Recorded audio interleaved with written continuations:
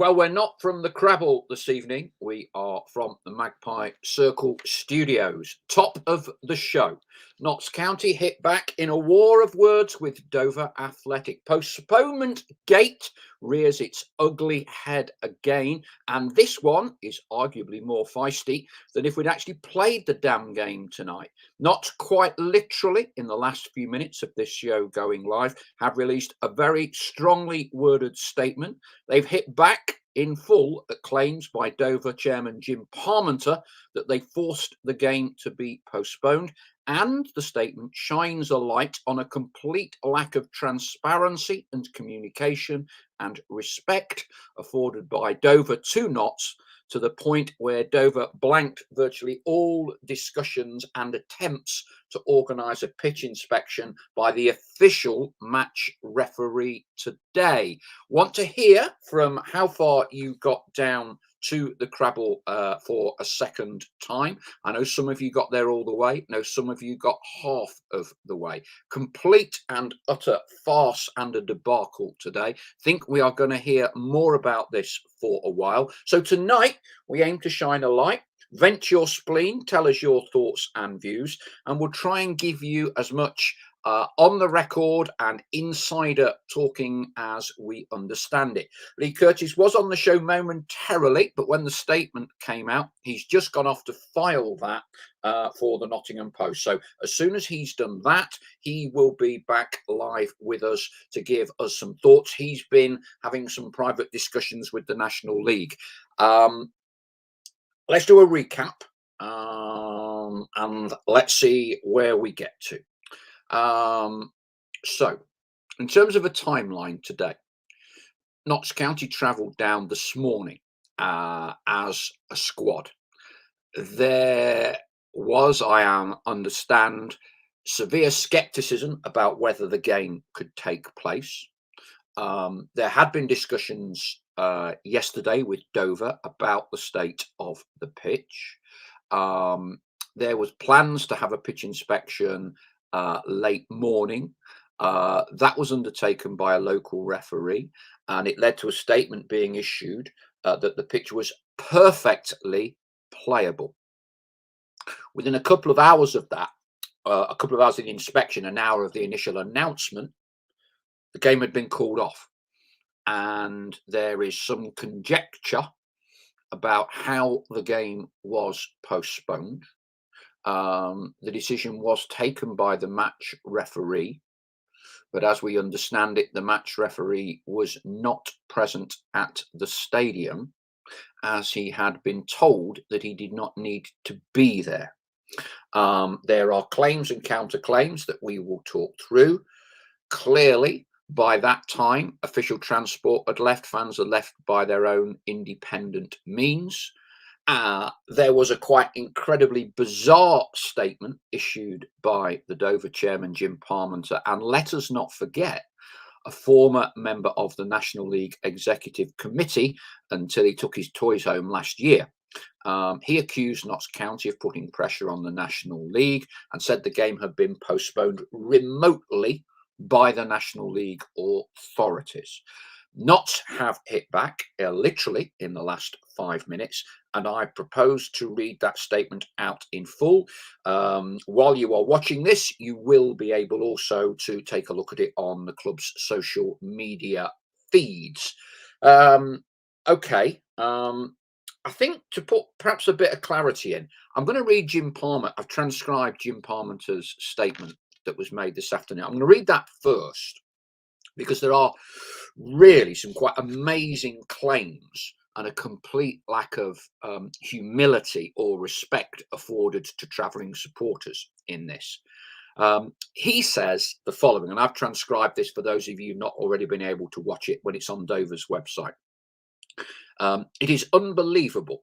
It's inconceivable to me that someone sitting in an office in London can call a game off that has just been inspected by the referee at 12:30 and passed as easily playable.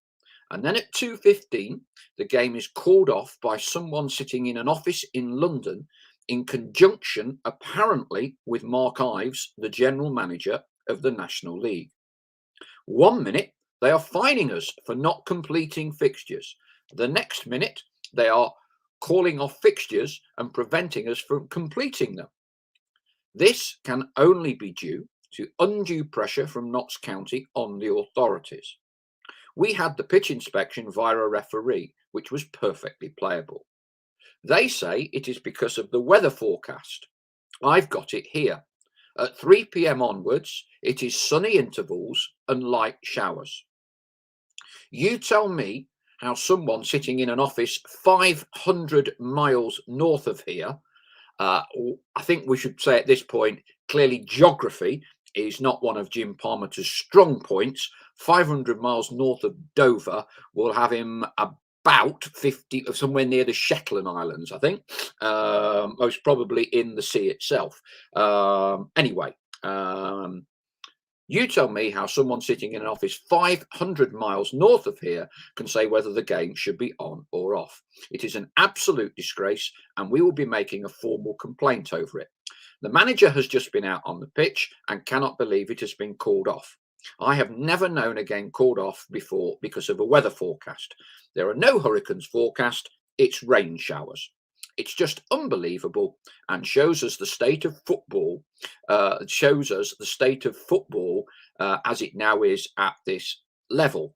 Well, he's been on the National League board for quite a few years, hasn't he, Jim? So I think he needs to be taking a bit of responsibility for that.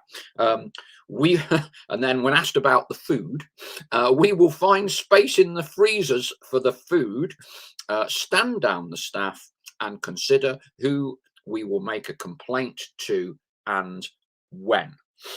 Right, okay, well, clearly I am in professional sports PR. I've got to say that is not great on a variety of fronts. But what I want to do now is read out in full Notts County's statement. And I know there's lots of comments coming in. We'll read them all out. But this, if you like, can perhaps set the scene. And Leigh hopefully should be joining us in the next 10 or 15 minutes. So this is a statement in response to Jim Parmenter and today's events by Notts County. So it reads: it is hugely disappointing and frustrating to once again be addressing issues regarding a postponed trip to Dover, not least due to the inconvenience and cost to supporters, many of whom had set off on the understanding that the Crabble Athletic Ground pitch was, inverted commas, perfectly playable.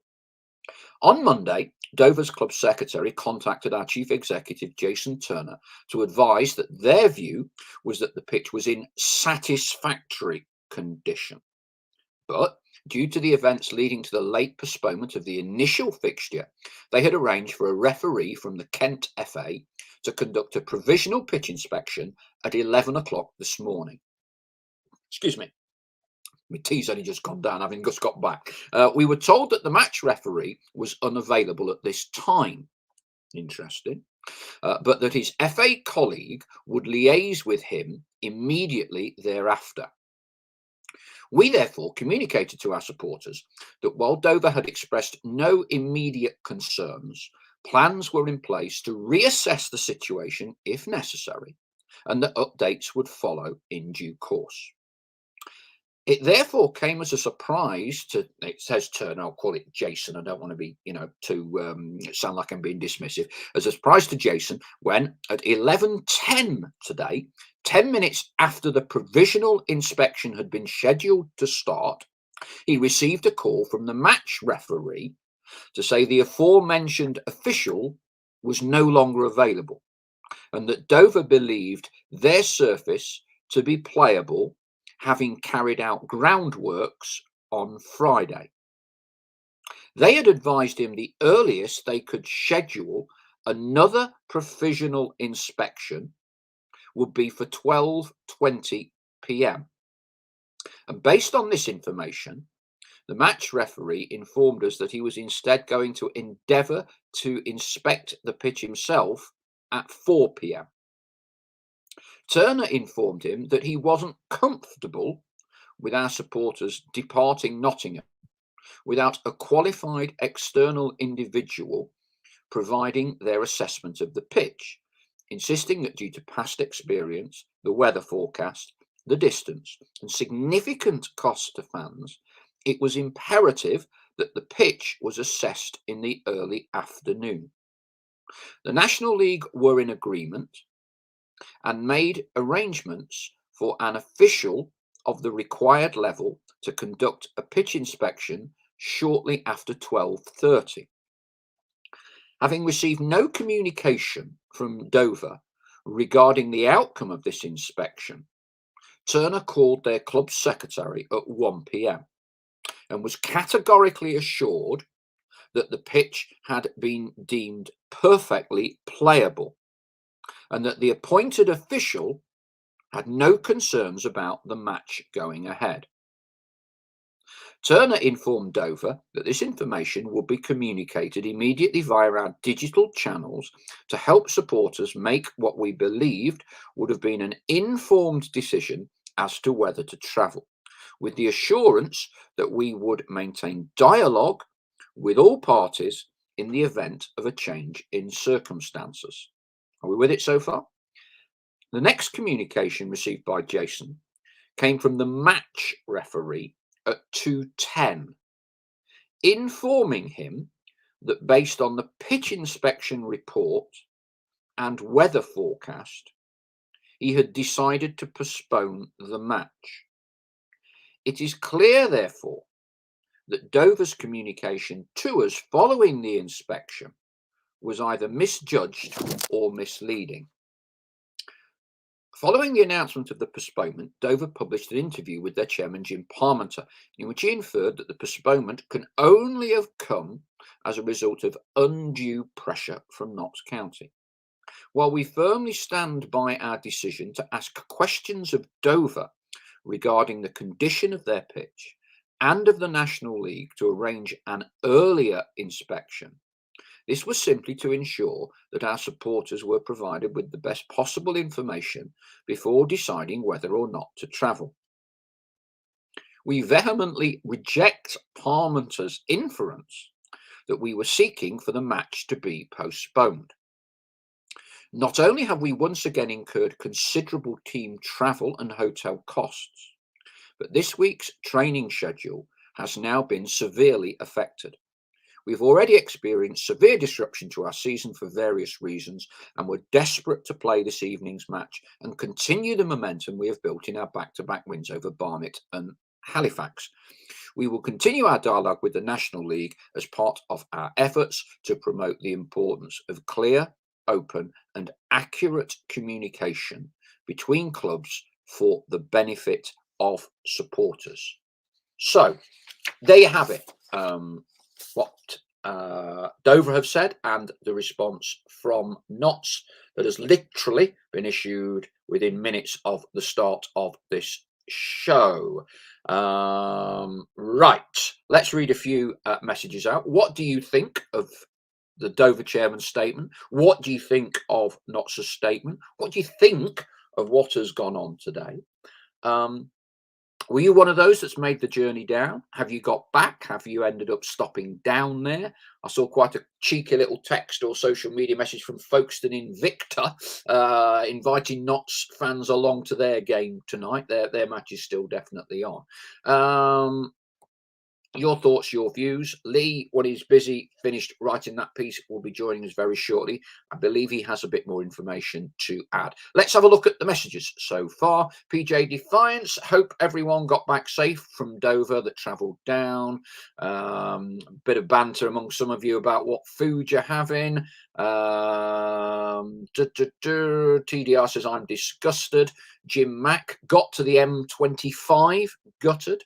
Neil Holmes, absolute joke of a club Dover are, give the National League a bad name.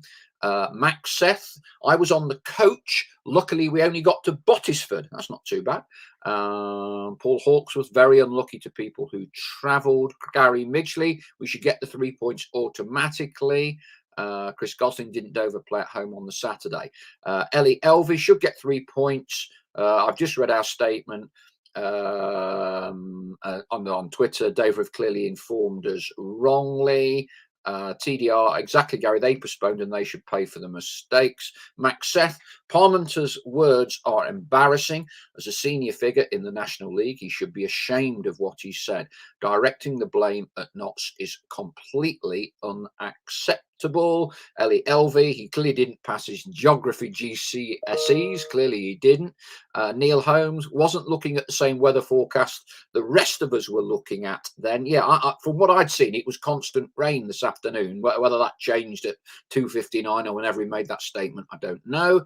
Kevin Room, totally disgusting. What a massive joke Dover are. We should get the 3 points automatic, and the supporters should be reimbursed all of their money. Chris Gosling, it does seem to have unravelled in a very strange manner, though. Wouldn't disagree with you, Chris. Max F, he must be looking at the French weather forecast. TDR, they're only doing it because they have -5 points. Duncan Comrie, I think he's just trying to blame others to cover his own failures. Elvis Bott, he's still upset about last season and points deduction they got hit with. Ellie Elvey, they obviously know that none of their players will be able to handle ours and are scared they won't be able to keep the score in single figures, so are postponing constantly. TDR, I think he's gone crazy. It wasn't Nott's fault. Colin Metcalf, far be it for me to cast aspersions on their chairman's honesty, but I bet he had several cases of Peckham spring water to sell. Yes, only fools and horses, Peckham Spring. Malcolm Shearston, supporters bus, got as far as junction 19 on the M1. Northants Pie, should any chairman of any club be making statements like that? Craig Simmons, starting to wonder if we'll fit all the games in this season. That's all of your comments so far. Lots of you, busy show. Another little interesting piece, I understand, because I think some of you will have noticed on social media, I made a point today that clearly, given Dover's track record, transparency, honesty, integrity are not words you would readily associate with the way they've conducted themselves over what is now 2 postponements.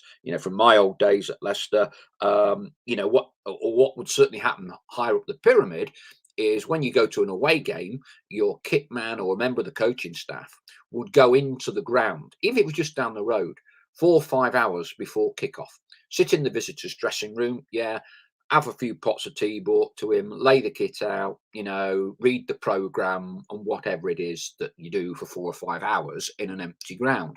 So I would have thought you would have someone from Notts in that ground, in your dressing room, and seeing what's going on. How bad is the pitch? They keep saying at 12 it's fine. If you've got someone inside, they can check. Well, what I've only relatively recently found out was when Notts tried to do this for the first game against Dover. Remember how the pitch was fine until the match referee turned up and there were puddles all over the place, etc. Well, apparently Dover wouldn't let in Notts' kitman for the first game. Wouldn't let him in, and he couldn't get in again today. Now that tells you something. That tells you something straight away, doesn't it? That Dover are very, very nervous about independent people seeing the pitch. And from that statement, and as it's only just happened, I think we're all still digesting this, it would appear today that Dover have been incredibly economical, shall we say, and difficult in allowing anyone of independence and integrity to assess the state of the pitch. I think when you have a local referee involved, there are clearly potential conflicts of interest. If you are a local referee Dover regularly, you've got a powerful figure like the chairman, there will be certain elements of coercion and persuasion that are put down. So reading some of Notts' statement, that would certainly appear to be the case with me, and I think we can detect in Notts' statement a sense of frustration that they couldn't get to the bottom of these pitch inspections. I mean, one of the first things that comes out to me, if you remember when we did the interview with Mark Ives, and he made the point, only one person ultimately decides the state of the pitch and whether a game should be played. That's the match referee. The match referee. And he made a point that it's not really a valid criticism to say that referees in the National League are any less professional than they are in the Football League. He made the point the only full-time professional referees in England are Premier League. So Football League referees have other jobs in the same way as National League referees have other jobs. And he was inferring there would not be an issue with a referee getting to a game significantly early if the circumstances warranted it. Now, I would have thought yesterday, weather forecast and everything else, pedigree, history of what's happened with this fixture, that the National League, whoever, would not be putting out a three-line whip to say, right, the referee needs to be down there at 9:30 tomorrow morning. Clearly, Dover would turn around and say, oh, there's nothing wrong with the pitch. They said that last time and it was called off as soon as the match referee got there. They've said today there's nothing wrong with the pitch. Again, the fixture isn't taking place. Now, it would appear from the statement from Notts that the referee, the match referee, isn't going to be able to get to that game till 4 o'clock. You wonder, I'm not saying this in hindsight, you wonder if the match referee, who would not be intimidated, I'm sure, by either of the two clubs as to whether they wanted it on or off, could not have made that decision. And whether you can trust the integrity of Dover and a local league Kent FA referee to make an independent assessment that will then decide whether 300, 400, 500 Notts County fans all head off from lunchtime onwards, as Notts tried to do. Clearly, you would want some form of independent decision to have been taken and announced and communicated before the club's official transport set off. Notts took Dover at their word, pitch perfectly playable, off we go. I got on the train at Nottingham, went to Grantham, didn't really think too much about it. Luckily for me, the train was delayed. I spent an hour at Grantham station that I wasn't particularly happy with because the trains were all stuck. But it worked in my favour because just as I was pulling into Peterborough, I noticed a tweet to say game off. So I was able to get off at Peterborough, come back up. Otherwise, if the train had been on time, I would have been in London and getting close to getting the train from St Pancras down to Dover. So I got a little bit lucky in that respect. But I know there are a lot of fans that made longer journeys than me, spent more money than me. I think there's one fan on Facebook that went down yesterday, didn't they? And I know this is a point that Leigh will make when he comes on. There has to be, in this modern day and age, more consideration given to supporters when you look at the longer distance trips. And we're not saying every game should be called off at 10, 11, 12, 1 o'clock if it's only an hour down the road. But if it's 3.5 to 4 hours away, you've got to factor those things in. Question to all fans here: are we at a stage now where games like this, and there is a reasonable degree of doubt, should they not be called off to be on the safe side at 9:30 in the morning?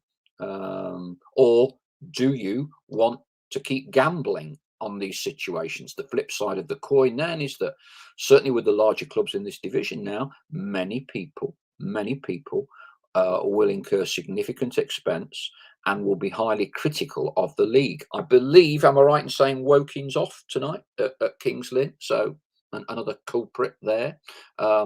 Bromley called off 40 minutes beforehand at Halifax a couple of weeks ago.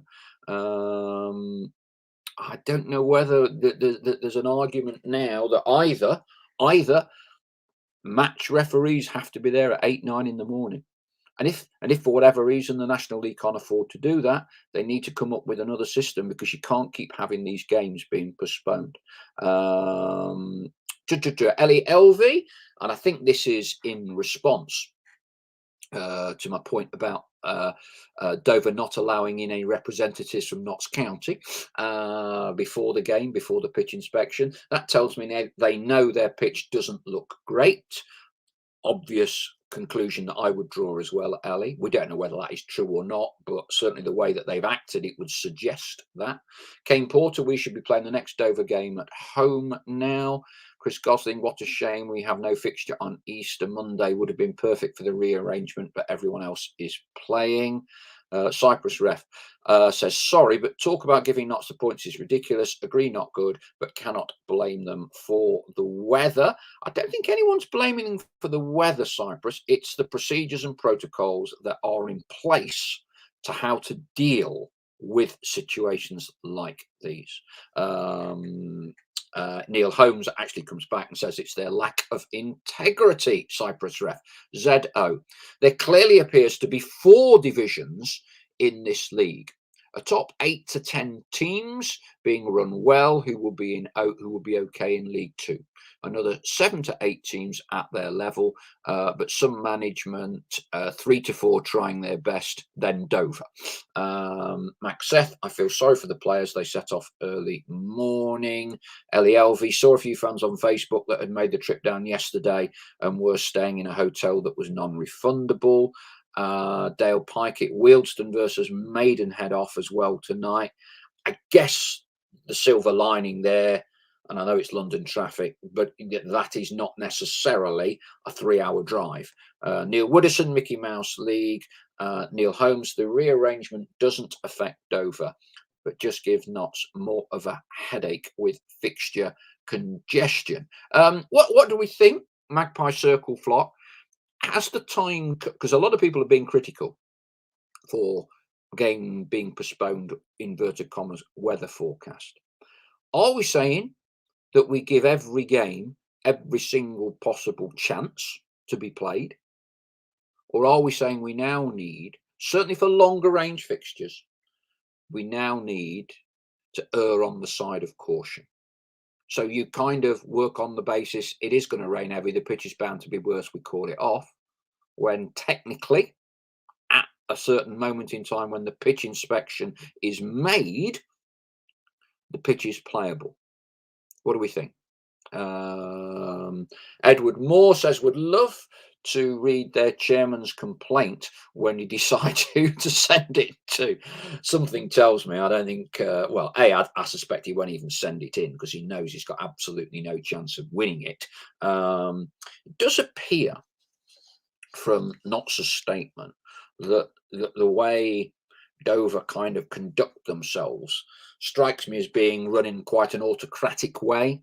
I would, perhaps I'm reading too much into this. Does the Dover secretary deliberately not get back to Notts? Is he under orders not to get back to Notts? One of the arguments here would be that the league need more teeth. Jim Palmer spoke about being threatened with being fined. Be interested to see whether Dover have actually been fined from the first time, or whether that investigation is still ongoing. Right. I'm almost beginning to lose my voice with that monologue. Delighted to have you back, Leigh. I trust you filed your copy now with Notts' statement, and like me, you spent 15 minutes or so transcribing Jim Parmenter's diatribe earlier. So what we've done, we've read both statements out. We've got thoughts of fans, how far they got there. Now, I actually came to your rescue, didn't I, today? You did indeed. Yeah. I couldn't believe. I thought I'll just ring you on the off chance, because I was at Peterborough Station having got off the train, and I thought I'll ring you because I thought you're bound to know, the fountain of all knowledge. You probably hadn't even left your link at home, and then you thought I was winding you up while you were heading down the A1, didn't you? Yeah, I did, because I got to Peterborough and obviously can't check your phone while you're driving. So, and I had no phone call to say that the game had been called off. So yeah, you rescued me. I wondered actually after that, how far I would have got before I realised, could have ended up in Dover. That would have been embarrassing, wouldn't it? But yeah, just total shambles, really, isn't it? There's no word to describe it. I think the thing that really upsets me the most out of all this is, I've got to know plenty of Notts fans in the time that I've been covering the club, and they're such good people. And I spoke to a couple who had already made plans to go to Dover and booked a hotel. And I rang them on the way back. No, sorry, they rang me on the way back and said, we were talking about the postponement, and I knew that they booked a hotel. I said, "Have you got a refund?" I said, "No, can't get a refund." So, and these, I imagine that is just one story of many, and then when I eventually got back, I saw another fan who booked a hotel, and because I couldn't get a refund, I've stayed down there. I mean, and this is what people don't see, while all this squabbling's going on about who's saying what, they've said this, that, and the other. The only people who've really lost out today are the supporters. Again, it's not just once, it's twice now. People will arrange to take time off from work. They will have paid for coach travel, paid for trains, paid for hotels, paid for petrol. By the way, at a time when cost of living is absolutely going through the roof, I'm pretty sure my garage bloke can retire on the amount of money I've spent on petrol in the last couple of weeks. And it's those people who are being continuously let down. And I haven't seen anybody apologise. And I kind of understand why there's been no apology, because, if you are to apologise, it's an admission of guilt. And so I kind of understand why no side is saying sorry. But at the same time, the supporters have been let down again. And it's such a long way to travel. So, you need to rearrange so many things to get to a game that's that far away. And again, they ain't going to get their money back. And that's what upsets me the most. And, it's just a sorry state of affairs, really. I mean, I've spoken to a couple of people at the National League who are familiar with the situation. And I've been explicitly told that they categorically had no bearing on the decision. So they effectively didn't tell the referee to call the game off. All they said was, take ownership of the situation. Yeah. You make the decision. So this notion that the National League called the game off, as I've been told, it is not right. So we'll just have to wait and see, what comes out. I'm wondering at what stage this game's actually going to get played, because the fixture schedule for Notts right now is very hectic, and it's asking an awful lot of the players as well, who also, by the way, will have been preparing for the game. They would have done the training, preparation, etc. And yet, mentally, they've got to prepare for a third trip down there. So, again, it's inconceivable to me how these situations develop. If this had been a Football League game, would the game have gone ahead? I guess it would have done. I guess it would have done, I would have thought. I mean, I don't know, but it's just it's the supporters that I feel sorry for. What I want to drill down into, obviously you've seen Notts' statement as well, which is clearly very thorough. Goes into a lot of detail, which is good because it helps us understand more. Because on the face of it, when you see what Jim Palmer has said, you think, hang on a minute, well, that can't be right. Really? So I think Notts have kind of done that very well. For me still, and we were talking a little bit about this before you came on, the one big grey area is the location of the match referee. He clearly hasn't gone down this morning. Dover have, reading the tea leaves, have tried to put him off at all costs and say, you don't need to come, the pitch is fine, yada, yada, yada, yada, yada, which is what they did last time, wasn't it? And then when he finally turned up, he called it off within a matter of minutes. So it seems a not dissimilar modus operandi on the face of it, from how Notts have positioned this. On the face of it, it's quite bizarre that the match referee, as I read this situation, has postponed a game without having been to the ground. Am I reading that right or not? I have no idea. I mean, the only person we can ask is actually going to the referee direct and asking him if he was there. But would you not agree with me when you read Knott's statement and the thoughts of Chairman Jim? It appears that the match referee never got to the game.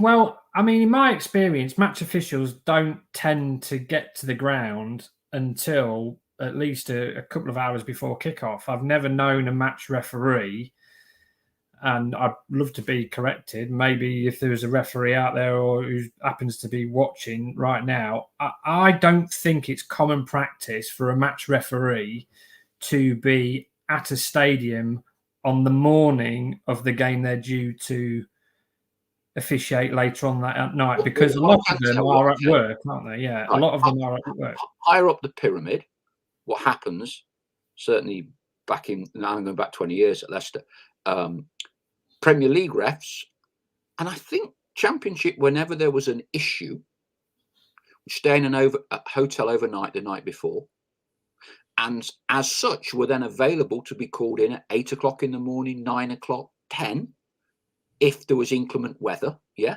Now, clearly, the sun's shining and all the rest of it, they can do whatever they do in their hotel and report at 12:30, 1 o'clock. But if there's any element of doubt, and Mark Ives did say this in his interview, said it's the referee who calls the shots with a postponement, or if there's 3 foot of water. Crawley had this, didn't they, 10 years ago, when they had every match was called off for about 6 weeks. But wherever there's an element of doubt, ordinarily the match official is there because he's the independent arbiter, isn't he? And I'm struggling to understand why the match official for today, given there had to be doubt about this fixture. Yeah, we knew yesterday there was doubt, yeah, and considerable doubt. Why he wasn't there this morning? I can only presume, and that's because they're not full-time referees, though, are they? They're not fully paid. But they aren't in the Football League, which Mark Ives said to us last time. My point here is that they managed to do it for Kings Lynn, didn't they? I mean, that's the only reason I can suggest whether, because a lot of them have to get time off work, don't they? Because they're not full-time and not fully paid professional referees. So I can only assume that is the reason. That is the reason why he would not have been there any earlier. And like I say, I mean, in my experience, I probably accept that the Premier League and the Championship, where there's plenty of money and the referees get paid decent money. But I think that the further down you go, I think there's obviously they're not full time, are they? So I can only assume that is the reason why. And in my experience, certainly in lower league football, that if there was any doubt about a game and the match official wasn't there would be somebody of equal standing locally. So there would be, for instance, either a non-league official or an FA qualified referee from the area who would go down in absence of the match referee not being there, go down and make a decision, or go down to have it and take a look at the pitch. That's how I've come to know it over the years. And I presume, I mean, I don't know, there was obviously an inspection at 12:30.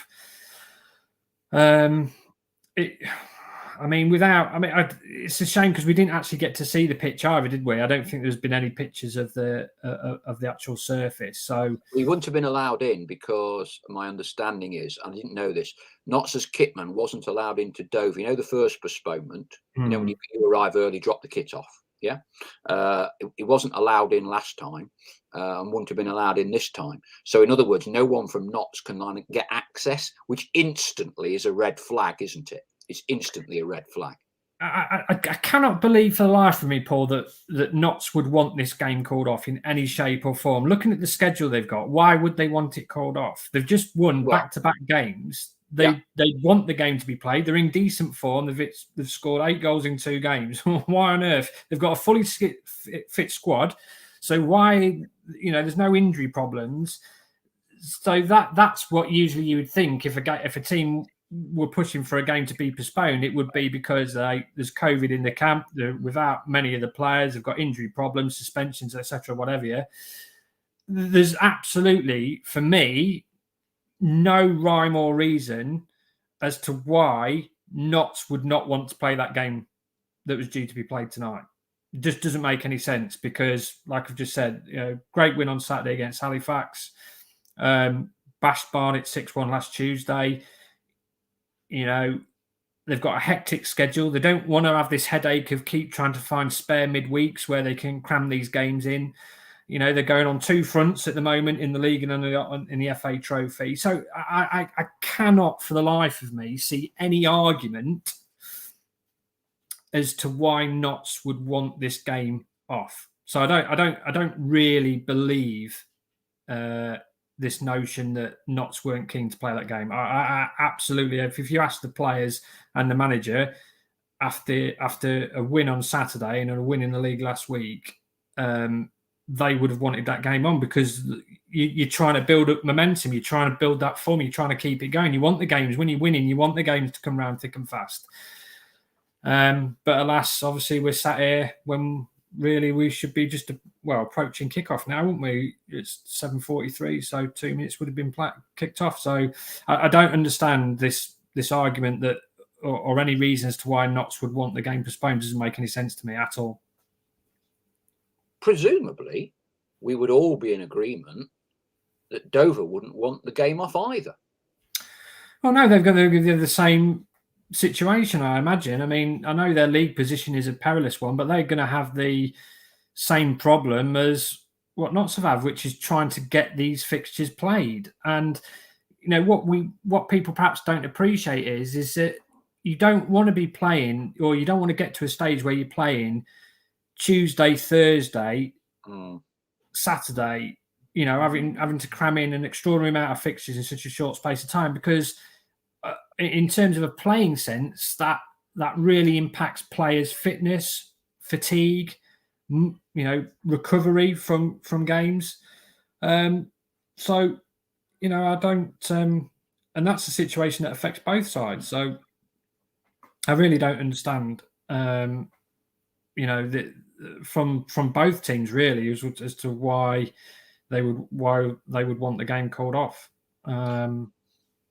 One of the criticisms of both Kings Lynn and Dover as smaller clubs in the National League is the budgets that they have and the amount of money that they can spend on ground maintenance. So there's been a long-running story with regard to Kings Lynn not paying the groundsman, etc., etc., etc. And various people will say Dover's ground staff maintenance programme, quality of pitch, let's just say it's not renowned for being one of the best playing surfaces in the National League, is it? Should clubs be required to spend certain minimum levels of expenditure on ensuring the playing surface is of a certain standard? Because it would clearly appear to be the case that Kings Lynn and Dover are losing a lot of fixtures. I think that's really hard to enforce, purely because we have to accept that the National League, aside from the teams such as Wrexham, Stockport, ourselves, Chesterfield, of course, have got fantastic stadiums, big budgets, proper full-time ground staff who look after the surfaces. I think we have to be a little bit realistic and obviously say that teams like Kings Lynn, part-time, Dover, part-time, probably aren't going to be in a position to employ full-time ground staff. I just think that's... And I also say that, some teams that come up from National League North and South, which is what both Dover and Kings Lynn have done in the past, you're not going to get snooker table surfaces. You're just not going to get that. So I think we have to be a little bit, respectful of that they probably aren't in position financially to employ full-time ground staff. I just think, when the players are part-time, it's just not feasible, is it? I don't think so. Fair point. It's a fair point.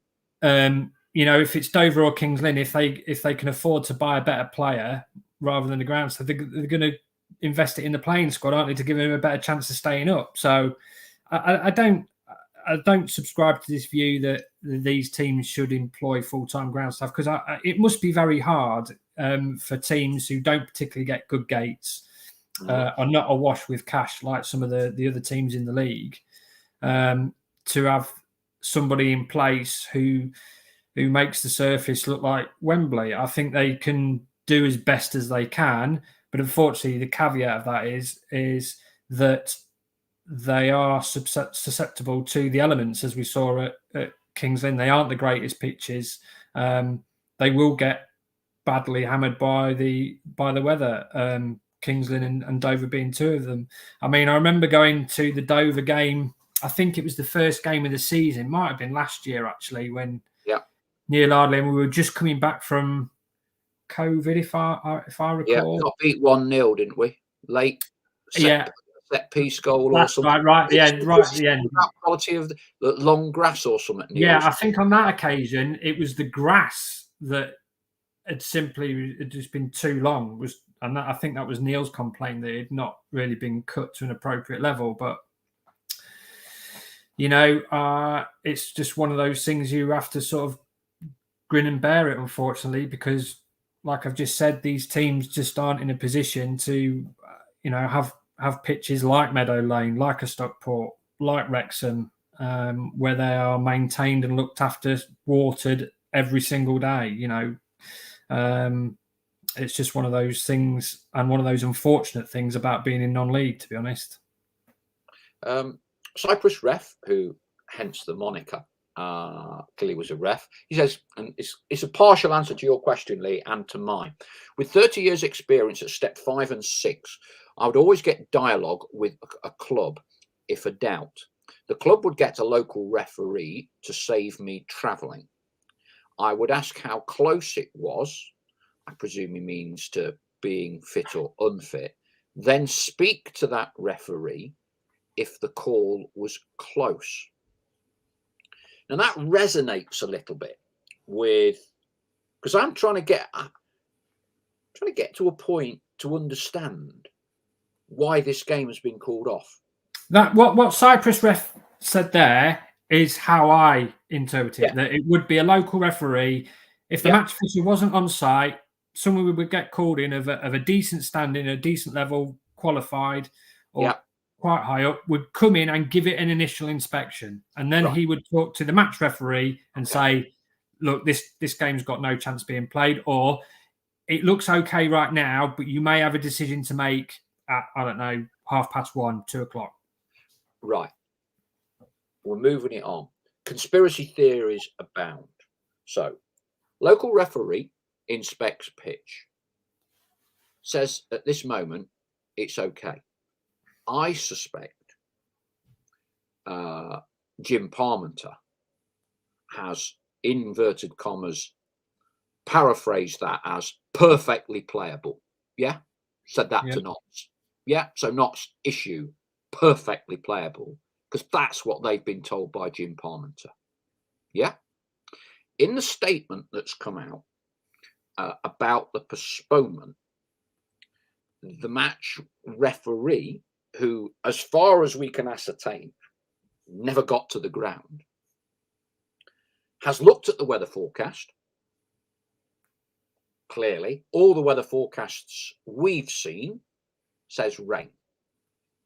I'm not quite sure what weather forecast Jim Parmenter has seen. It might have been some local amateur meteorologist that's hung a few apples outside on a bird tree or something and says, sunny period's coming up. I don't know where he got his weather forecast from. So he's interpreted it that way. The match referee has seen rain. I was a bit confused when he said looked at the referee's inspection or report. Now, whether that means written or whether that means he's rung him.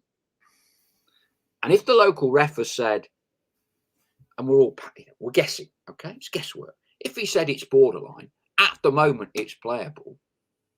But if it carries on, if it's raining heavy, then I don't see it happening. I mean, that sounds quite a feasible suggestion. And I then wonder on that basis, the match referee, who presumably is still an hour or two away. Yeah. So he's not 15 minutes away. He's an hour or two away. And he's thinking, do I want to get there and call it off at 4:30? Or do we make a decision now to save the fans from travelling? Yeah. Anyway, that's my conspiracy theory anyway. Need some X-Files no idea whether it's accurate or not, but for me, I'm struggling just to understand how, with on the face of it, both clubs wanting to play this game, it's called off, and the ref never even got there. I struggle with that a bit. Yeah, it's never a dull moment in the National League. There's always some kind of drama going on. I mean, listen, it is what it is. Just have to suck it up. I mean, I think the only thing that really bothers me now is, what are the fans thinking? What are the fans thinking about having to go down there a third time? I should know. It's become a point of honour with me now. As long as I'm not on MLS or NFL duty in like St. Louis, Missouri, or God knows where in America, I am going to be there just to be obdurate and say I was there.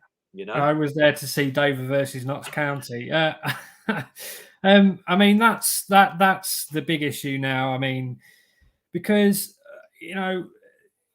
it's football, and travelling to watch your football team on a Saturday or Tuesday night should be a joyous experience. It's all, you have stories to tell on the back of it, win, lose or draw. In years to come, you'll go, do you remember that night at Dover, or do you remember that game at Stockport, or do you remember that game? It's all part of the experience. But this one is just, like you say, I think there's just going to be an element of persistence from Notts fans now, like yourself, who are going to say, right, whatever it takes, I'm going to make this game against Dover. Because on the face of it now, it actually becomes a really important game. It's a really important game now, because let's say Notts obviously go and beat Eastleigh at the weekend. It's still a game in hand. It could have a massive bearing on the table. So it's taking on a lot greater importance now than it would be played today. Because if, let's say, we go to Dover in April and we're 3 points off the top, huge game. So I don't know. I just think for me, it's just such a shame for the supporters, who have to get time off work, and they're taking time out of that, and it's not easy. It's not easy all the time. They're making a concerted effort to go and watch their football team, paying a lot of money to do it in the process. And, again, they've been hit in the pocket. They won't get refunds. They won't get the petrol money back. And this is at a time, as I just said, the cost of living. I mean, the petrol, I put 40 quid in my tank today. I think it was 1.59 a gallon, I think. Right. Like unbelievable, 1.59 a litre, I think. Shocking prices, and it's a long way to go. But they aren't going to get their money back, and I can quite understand why they are frustrated and angry. I think I would be if I'd spent money on a hotel and either not being able to get a refund or having to go down there and make use of that room. I mean, you can go and see the White Cliffs of Dover, I guess, to pass the time. I don't think there's much else there, unless you get on the train and hop across to get the ferry to Calais and do a booze cruise. Well, there's folks that Invicta are playing, whoever they're playing tonight, I believe. I'm just pulling up some other comments and observations. There's plenty of them. Let's rattle through a few more of these. Chris Gosling, I finished more games of Monopoly than Dover have finished this season during COVID. Who's to say they won't chuck the towel in again this season? Kevin Cersei, surely Dover could put down pitch covers. Craig Simmons, yeah, File is kind of a comparable one. Seems to remember it was third time lucky at File and an easy win when eventually played. Chris Gosling, if the ref didn't get to the ground and Notts fans in Dover reporting the weather is all right now, then that is something that does need looking at, to be fair. He disagrees with me. The refs aren't full-time, are they? If we insist on the ref being there at 9 a.m. on a midweek game, then really we should be paying at least some money towards those costs. I might argue, why not? The game's either on or it's off at 10 in the morning, and however many people on official transport have put money out, because clearly coach companies aren't going to give you a refund, are they? They've supplied a coach for the day.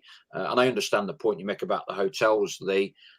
I don't think you can actually say the hotel should reimburse people, because it's a hotel. What I'm saying is, it's with the fans quite clearly, but I don't think you can kind of play an emotional card and say to the coach company, you shouldn't charge us now, or the hotel shouldn't charge. I don't. Business is business at the end of the day, I mean, one option, fine Dover,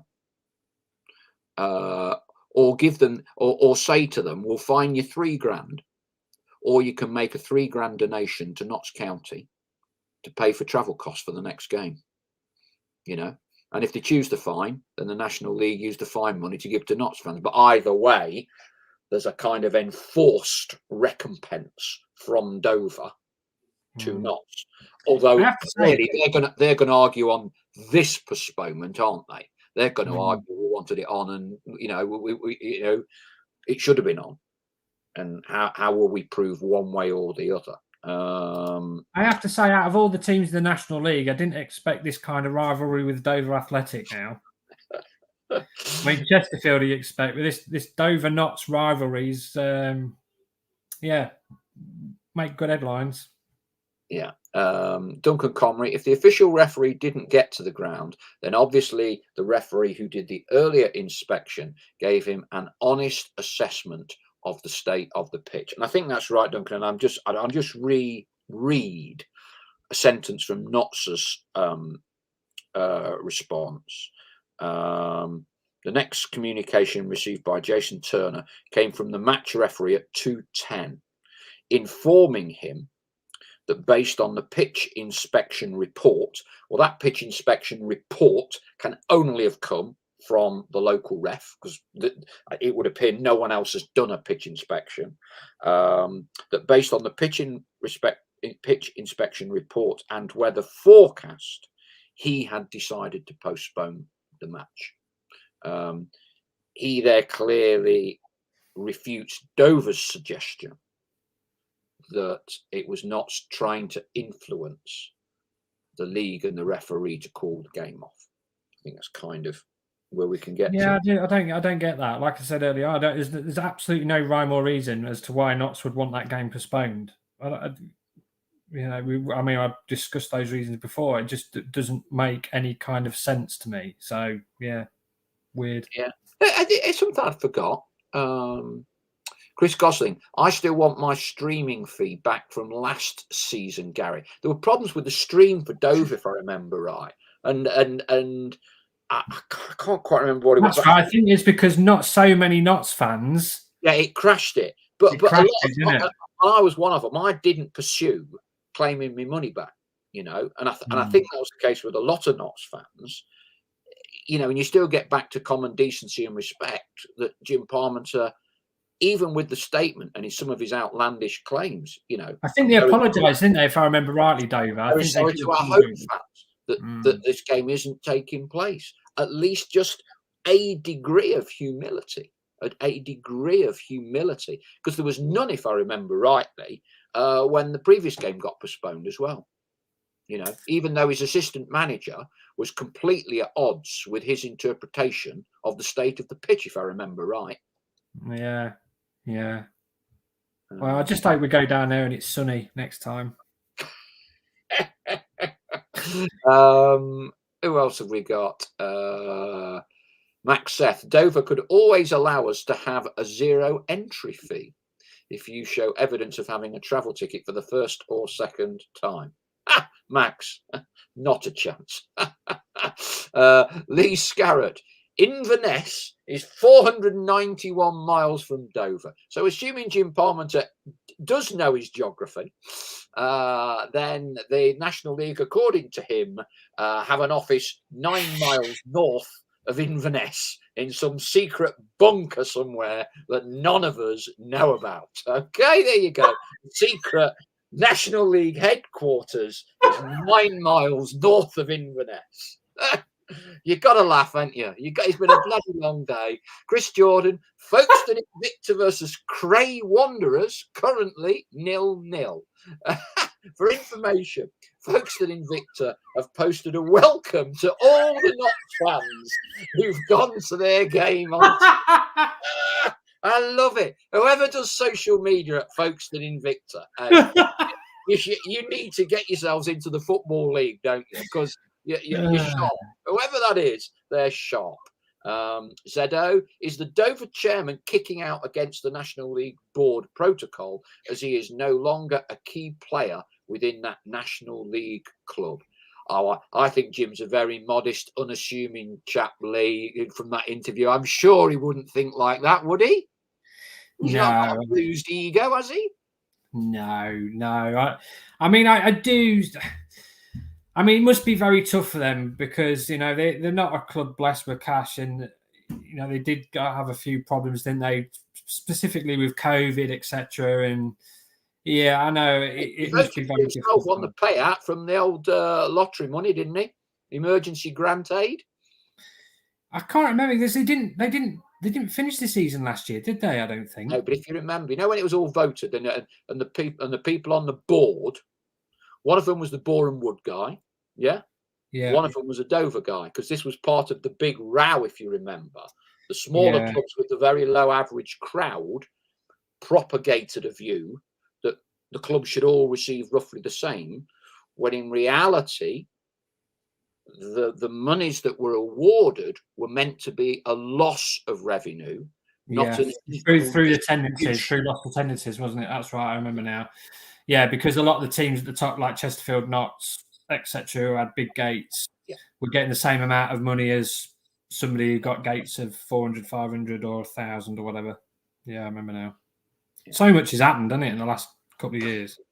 I mean, however, I think I presume it must be mathematically certain, I think now, isn't it? We will not be playing Dover next year.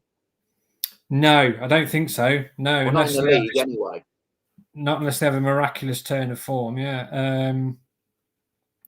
I think those 3 relegation positions, I think, are pretty much set in stone, aren't they? I think there's quite a big gap from third bottom to 4th bottom.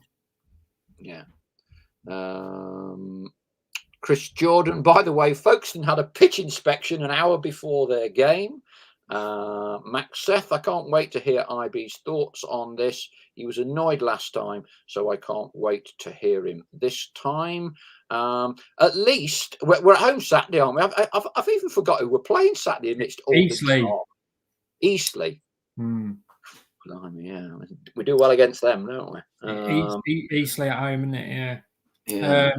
But I think, to be fair, Notts going into that game, I know we had that game against Wealdstone where I thought, huffed and puffed, but never really created any meaningful chances until right at the end.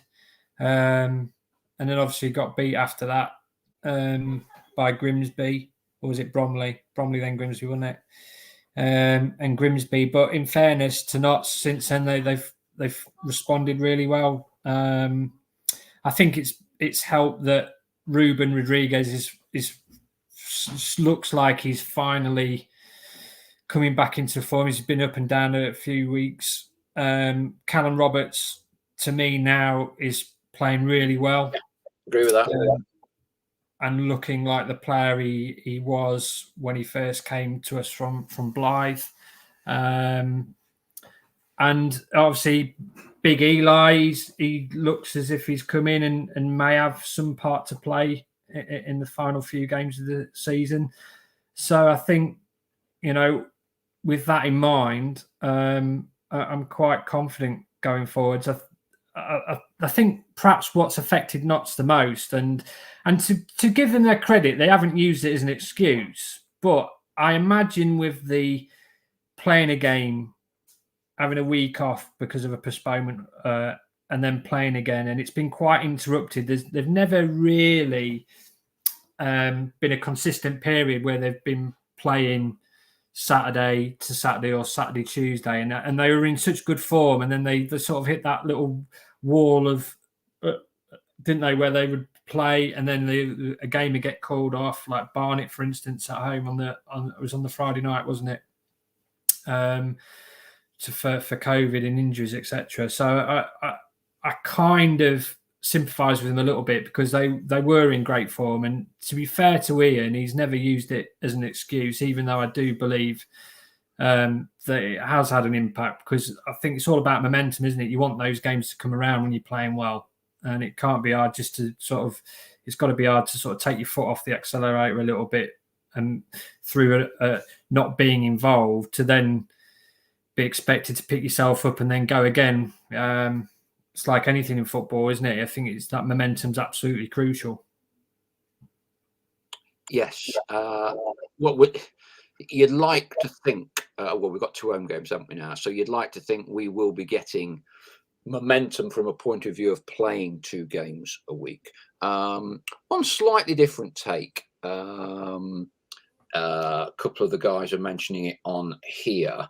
Was that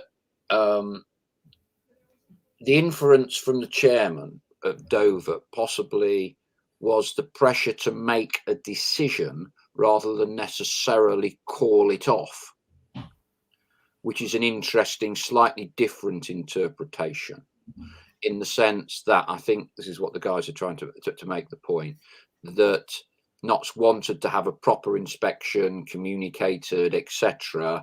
And if there'd been a bit more patience, this is Jim Parmenter, we probably would have been all right. But the fact they put the league under pressure to make a decision, the league or the referee has erred on the side of caution, I think is an interpretation one or 2 people are putting on that. I'm not sure I totally agree with that, but that's a slightly different nuance. Gary Wardle, I don't want any club to suffer like we have in the recent years, and there's actually no guarantee that whoever replaces Dover are any better unless the league has stricter protocols. Chris Gosling says, I take exception with Dover, Gary. Nothing to do with postponements, but their firm down tools attitude after taking the payout, whilst other clubs did whatever they could to complete the season. I think that's a good point, that there is, I think, within the league not a lot of goodwill to Dover and Jim Parmenter, and I think that is the fact that Dover basically took their ball home last season, having got a few quid from the payout, and then just furloughed everyone and said, right, we're not playing any more games. And what could then have happened was 7 or 8 of those other clubs at the bottom could have done exactly the same. And they didn't, because there was no, there was a split, wasn't there, in the league, and the bottom half, there was no way they could get promoted. And as the National League had already taken a decision, if you remember, there was no relegation. And I think Jim Parmenter looked at that and thought, right, well, we won't bother playing anymore because we can't get relegated. And he's then possibly underestimated a massive points deduction, which has effectively relegated them before a ball was kicked this season. Yeah, it was such a really tough time for everybody. But yeah, but it's hard to know what the financial position is of a lot of these clubs. And they were hit in the pocket as a result of it. I mean, they didn't gain anything out of it, did they? In the end, hit with a 12-point deduction and a 40 grand fine, wasn't it? So by not playing those games, it's not as if they gained anything out of it. In fact, it's probably contributed to why they look set to go down this season. So I wonder whether if they had that decision again, would they have made the same choice? You know, looking back, I mean, hindsight's a wonderful thing, but would, you know, knowing what they know now, would they have carried on? We just don't know, do we? But I'm looking forward to the next few weeks ahead, though. I got to say, it's season's approaching that exciting phase now. A lot of big games coming up. Chesterfield, Stockport, obviously Eastleigh at the weekend. I think it'd be good to get back in front of the home fans again. I think that's one thing that's really impressed me about Notts this season is the home form. I think the away form, certainly in the league, I mean, it's been all right in the trophy, but in the league probably needs to be a bit better if they're going to be right up there challenging. But I still don't believe that the title is beyond them at this moment. They just need to go on another very, very good run, which they have shown they're capable of doing. And if you look back to last season, it was after the Hornchurch defeat in the trophy. They went on that amazing run.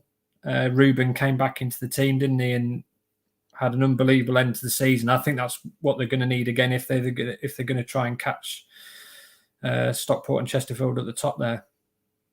Yes, and I think we do sometimes have a habit of selectively choosing and adding in cup results to current form.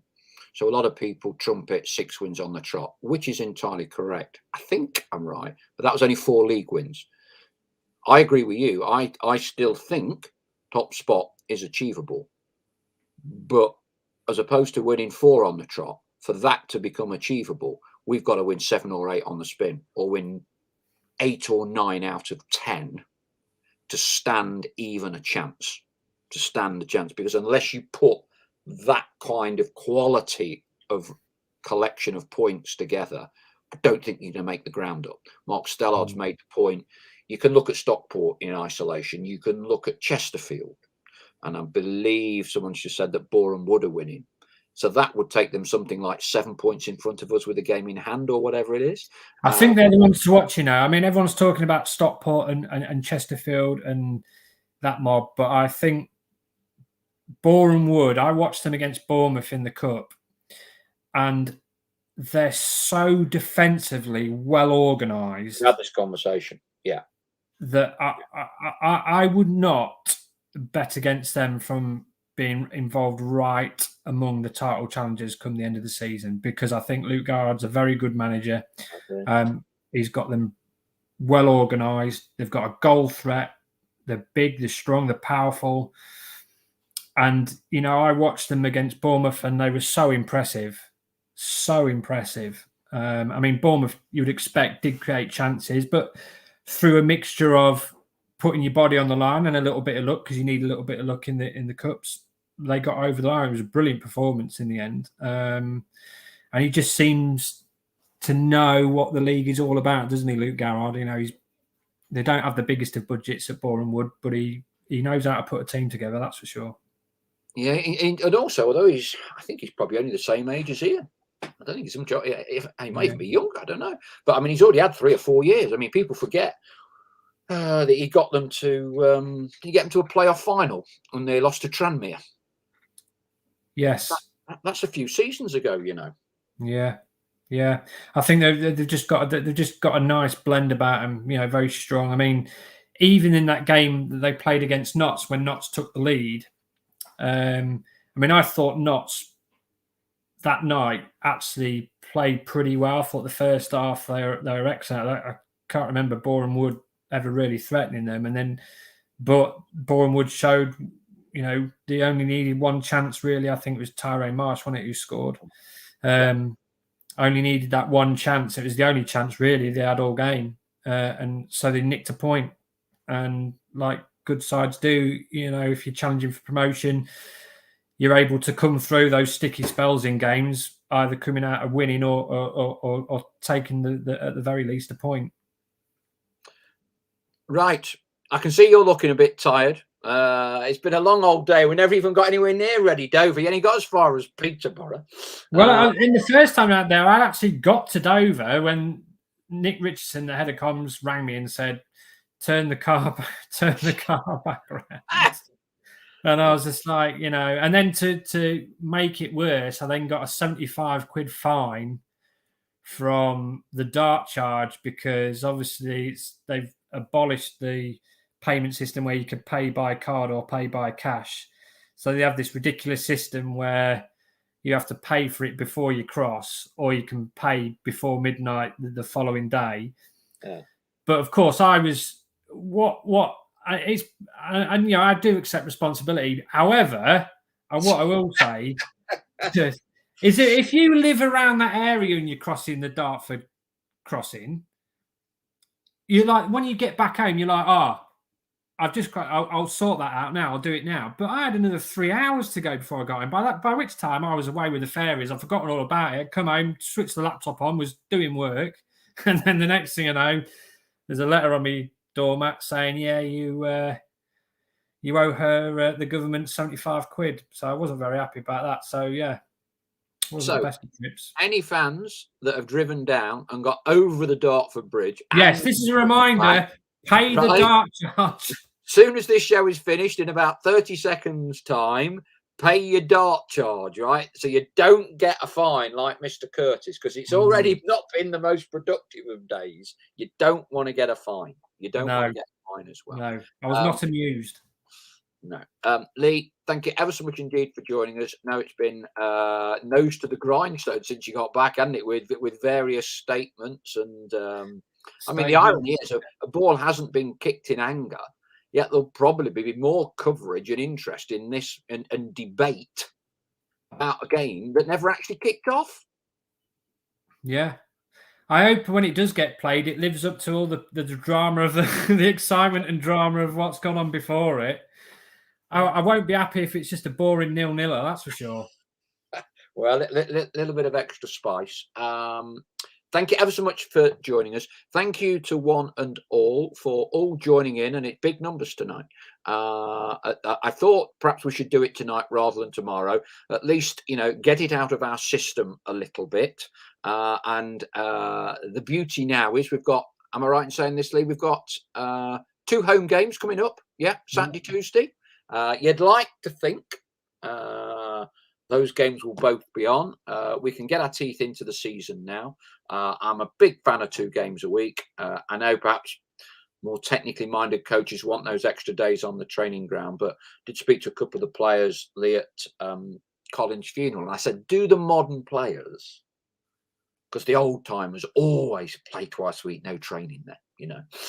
And the players did say to me they would prefer to play 2 games a week rather than have the training. So, you know, hopefully now we get into a run of 2 games a week, knocking a few teams over, getting a few points in the bag, and start climbing that table from our current position of 9th. Thank you very much indeed for all of you tonight, for listening, for watching. Thank you. Look on the bright side, you only got to Peterborough and not over the Dartford Bridge and Dover, or I think as I'm not sure it was Chris, somebody said you could have had my room. You could have impersonated me, and you could have had my £35 Dover travel lodge. You know, like an Alan Partridge style travel tavern. Oh dear. Hey, Leigh, thank you very much indeed. Thanks to one and all. Look forward to catching up soon. Take care for now. Bye bye.